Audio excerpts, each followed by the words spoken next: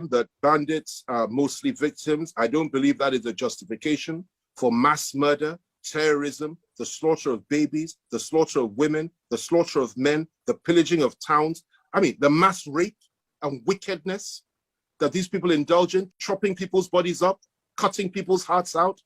You need to understand what goes on. I've been to most of the Christian communities in the Middle Belt, and I've seen what they've done. Nothing justifies this, nothing. I've been to the Core North and I've seen the damage they've done. These people are nothing but terrorists and criminals. There can be no justification for bad governance, for what they do. You say they're doing it because they've been neglected. Okay, fine. So the youth of the Southeast suddenly decide to take that path, and Kanu puts 1 million AK-47s in their hands because they're disaffected and they're disenchanted with the country, and they begin to kill people. Could that be a justification? Of course not. There can be no justification for violence and mass murder and targeting innocent people. It is barbaric, it is wrong, and I'm surprised and I'm deeply ashamed that a man that has such, I have such high regard for, as Sheikh Gumi could say such a thing. There is no justification for barbaric behavior, and it's all over the country. Because you feel disenchanted, you go all over. First you do it in your own territory or in the Core North. You now go to the Middle Belt. You now go to the south, to the entire south, and do the same thing. This is nothing but land grabbing, savagery, bestiality, and wickedness, and people are being slaughtered. There is no justification for that. It is just wickedness, and it ought to be crushed, and every single one of them should be brought to justice. That's my position. And no, I don't agree with this position that you should be sitting there negotiating with people and, sharing books with them and talking to them, drinking tea with them and acting as if they've done nothing wrong, even praying with them. I think it's also with the aspect of I wholeheartedly condemn his attempt to rationalize and justify barbaric behavior, because that's what they're doing. Kidnapping is barbaric. Killing women is barbaric. Raping women is barbaric. Occupying territories and tormenting our nation, Nigeria, especially when you're a foreigner, you're not part of us. You come through our borders and kill our people. Somebody's trying to justify it? If our president of this country, every single one of these people, that is the foreign Fulani herdsmen, or anybody, any terrorist in this country, whether from Chad, Niger, or wherever they come from, would have been eliminated by now. I would have mobilized the security forces to go into those places and kick them out. But no, in this country, we have a government that has not done that. And at the same time, you have people like Sheikh Gumi sitting with these people, talking to them and acting as if they're some kind of, a saints that had just somehow gone wrong. I don't subscribe to that view. I don't agree with them. And I've seen what these people have done. I've seen it firsthand to my people, and it's a very painful thing. Do you agree with the governor of Plateau State, that is Mr. Simon Lalong, who said today that farmers also wield weapons as well? They carry guns. You think that is? Well, I'm not in Plateau State, but so I wouldn't know. But I'll tell you this much: we know that it's not the farmers that do the attacking in Plateau State. Against, we know who does it. We know the people that come to Plateau State and kill the local population. If people are defending themselves, fine, and that's legitimate. I have never believed that any ethnic group or any group will have the right to attack any other. And when the Beroms of Plateau State did this a number of years back, I remember very clearly, and I couldn't believe what I saw, that some Muslims are praying in a mosque and they attacked them, they killed them, and they actually, cooked their flesh and ate it. And I saw, it was El Rufai that showed me this video. This was a number of years. I couldn't believe it. And I condemned it. I told him such a thing could never have happened. He said, I'll show you. And he proved it to me. I condemned that. So I condemn it whether if you're a Christian or you're a non-Fulani, you attack Fulanis and Muslims, you do that kind of thing. It's barbaric. And the other way around, I condemn that one too. This kind of thing has to stop. And so when Lalong says that, I have no evidence to back that up. All I know is that the people of Plateau State, the local population, have suffered immensely over the years, and they have been treated in a terrible way, and they have suffered, and they have been killed, and they have been raped, and they think that their land has been destroyed. In some communities in Plateau State, the foreign, these foreign herdsmen come in there, and they terrorize, they kill everybody in the community. They now take over the land, and they rename the land. They rename it and give it a name that is not their name. That is another name entirely, which which is unbelievable. I remember telling President Obasanjo this. I was with Governor Jang, and he couldn't believe it either. This is what is happening. So what's going on here is this, that across the board, there has been terrorism. Across the board, there's been wickedness. And not all men are evil, for goodness sake. There are good men everywhere as well, in all the tribes. It is left for us to join forces with those that are decent and good and say, listen, what is bad is bad. Let us fight it together. And I think it's incumbent upon people, particularly people in the north, particularly the Hausa Fulani population in the north, that is the moderate ones amongst them, the decent ones amongst them, and there are millions of them, to stand up more and condemn this sort of thing, for us to join hands with them. Let them make us feel that they care. They care for their own people and they care for us. And we also care for them. Once that is done, we can make progress. But I reiterate, without that happening soon, we are heading for the rocks. And I pray to God we don't go over the cliff in this country, and this country doesn't break up as a consequence of lack of law and order and the activities of these terrorists. In recent times, I mean, seems you've traversed the length and breadth of this country. You were in the east 2 days ago, in southwest, you're back to Abuja, you went to the north, you've been meeting several people, including the controversial figures like Sunday Igboho. You've met good man. If you're going to meet Shegumi soon, probably. I'll be delighted. Okay, so one might think to meet him.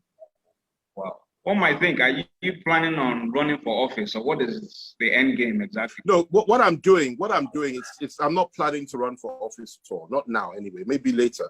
What I'm doing is that I'm doing my bit to ensure that we build bridges and we understand one another, and it's working incredibly well. You know, most of the decisions that are made behind closed doors. 90% of what is said behind closed doors, we don't say outside to the public. And for me, I don't go to these places for a holiday. I go to work and to make my contribution and exchange ideas, and with people that are extremely intelligent and are very, very important. And it's an honor for me to be able to do that. And that's the little I can do for this country. It's not good enough to sit in my house or in my office and begin to cast stones at everybody and say, this one is bad. Look, we need to prefer solutions to the problem.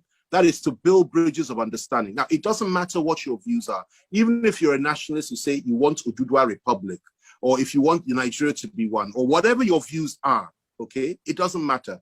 It is better for us to talk and understand that at the end of the day, what holds us together is our common humanity as people, and we must build those bridges. If we fail to build those bridges, at least we would have tried. If we fail to do so and things fall apart, nobody will say we never tried. But building bridges does not mean that you do not have the courage of your convictions. It does not mean you give up on your principles, or you prostitute your principles, or you compromise in any way. It means you speak behind closed doors from a position of strength, understanding, and wisdom, and you try to understand what the pain is of the other side as well, because we all have pain. Even the Fulanis are going through pain right now. That is the honest truth. All of us are. And there's a lot of resentment in the land. So we've got to get rid of that. And the only way you can do that is by dialogue and moving around. If I may just add something on Sheikh Gumi, because this is something that touched me and I really do need to address it. And like you asked, would I meet him? Of course, if I had the opportunity to, and we have quite a number of mutual friends like Matawale and a number of others, I'd be delighted to, and I'll tell him precisely what I'm about to tell you, and then we'll take it from there. He was reported to have said something to the effect, and I saw the recording. I couldn't believe this when I was told by my son and some other people that this is what he said, but I now saw the recording and the translation, and I confirmed the translation where he said words to the effect when he was talking to the terrorists that, it is the Christian soldiers that kill you, not the Muslim ones. The Muslims will not kill you. Now, may I go on that issue, because this is something that I was really, really, really outraged by. You see, you cannot, the military is the military. Whether you're a Muslim or whether you're a Christian soldier, it doesn't matter. The military is an institution that, as far as I'm aware, has not been tainted by this regional, ethnic, and religious divide. And the minute you go down that avenue, our country is finished. When you sit before terrorists and killers and murderers, mainly foreign killers and murderers and terrorists, not from Nigeria. And you tell them that your problem are not the Muslim soldiers in the Nigerian military, but rather the Christian soldiers. They're the ones killing you. When you say that sort of thing to them, what are you doing? You're dividing our military, dividing our forces. You're giving them an incentive to kill more Christians and target Christian soldiers and members of the Christian community. And you're saying, look, leave the Muslims amongst us alone, target the Christians and so on and so forth. This is unacceptable, totally and completely unacceptable. And I think that, you know, a friend of mine, he was a former minister, and I promised her I wouldn't say too much about this because she came up with a perspective that, well, perhaps it's a way of reaching out to them. But I don't think that's the right way. You know, nobody in the Nigerian military ought to feel ashamed of killing terrorists. And we should not ever say that, well, it's the Muslims, it's the Christians killing you. It's not the Muslims. And we should never say that. We should be proud of the efforts of all our soldiers. And we should admit to the fact that the Muslim soldiers are as outraged about the activities of Boko Haram and the activities of the Fulani herdsmen and the activities of ISWA as any other soldier. And that's how it should be. And we are all killing the terrorists. It's as simple as that. That's how it should be. And that's what Jumi should tell. And you should tell them, rather than pamper them, you should tell them that they will continue to kill you if you do not stop this. And thank your stars that they have been quite restrained so far. It may be different tomorrow. That's what he should be telling you. As we wind down, Chief Fani Kayode, let me ask you this question. Yes. There have been a gale of defections from the PDP. You are rumored to be leaving. There's a rumor that Bala Mohammed, that's the governor of Bauchi State, Matawale of Zamfara State, Ben Ayade of Cross River, and of course, recently we had the likes of Senator Yola Omishore, former Governor Benga Daniel already leaving to the APC. What is causing these mass defections from the PDP? Well, I will not speak for anybody else, and I don't know what their views are. Every name you've mentioned there, they're very close to me. But it's not for me to tell you how they feel about anything at all, and I would not do it. I divulge a thing even if I knew. I can speak only for myself, and what I will tell you is that there are a lot of issues in the PDP, which I'm not prepared to say openly and publicly, but there is also hope that we can resolve all those issues and resolve them in a very good way that will, you know, put our party in a position where we can actually make a difference in 2023. If I sense that that's not going to happen, then of course I leave all my options open. I also have friends in the APC, and yes, you know, various governors. The party chairman is an old friend of mine. That is Buni. Yaya Bello is my friend. I have many friends in the APC as well. I was actually the founding members of the APC many years ago, if you remember. So you know, for me, I look at policy and I look at individuals. I will make those determinations at the right time. But as I speak to you today, I'm still in the PDP, though we are talking across party lines in order to build our country and make our country a better place. But anything can happen tomorrow.